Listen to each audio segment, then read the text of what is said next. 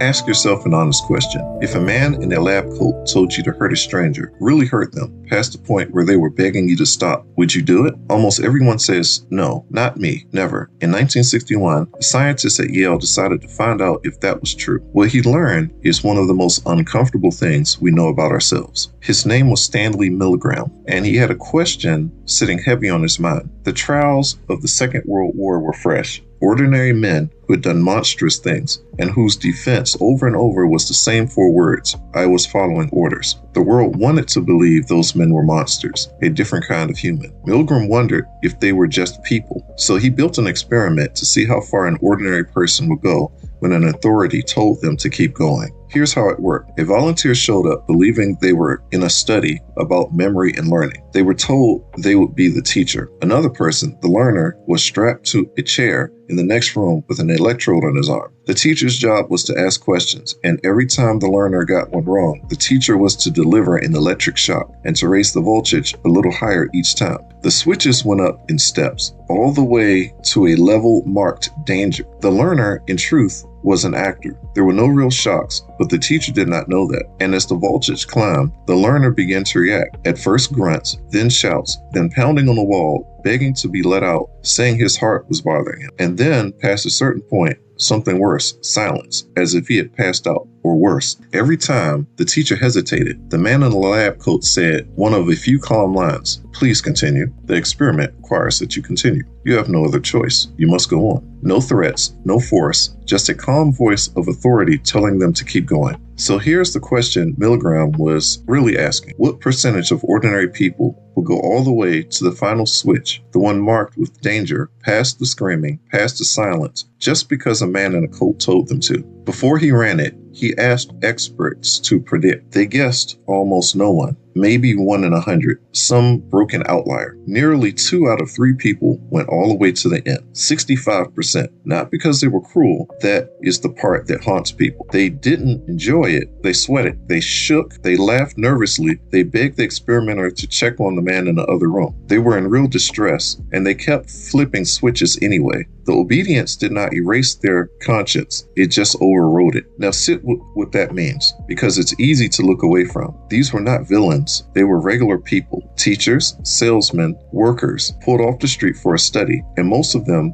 under the quiet pressure of one authority figure, were willing to harm an innocent man to the very end. The comfortable belief that you would refuse, that decent people simply say no. The experiment put a crack right through it. But here's the part that usually gets left out, and it's the part that matters most. Milgram did not run this once. He ran it many times, changing one thing each time, and those changes tell you something hopeful about how to resist. When he moved the learner into the same room, close enough to see and touch, obedience dropped. When the man in the lab coat gave orders by phone instead of standing there, far fewer people obeyed, and some lied, saying they were raising the voltage when they weren't. And the biggest one, when there were other teachers in the room who refused, who stood up and said no, obedience collapsed. Seeing one other person defy the authority freed almost everyone else to defy it too. One person refusing gave everyone else permission to refuse. So the lesson is not simply that people are sheep. The lesson is more precise and more useful than that. Distance makes cruelty easier. The further you are from the harm, the easier it is to cause it. Authority works through a kind of trance, and the trance breaks when you are made to look directly at what you are doing. And one dissenting voice, one person willing to be the first to say no, can change what a whole room believes is possible. There is a fair criticism to name.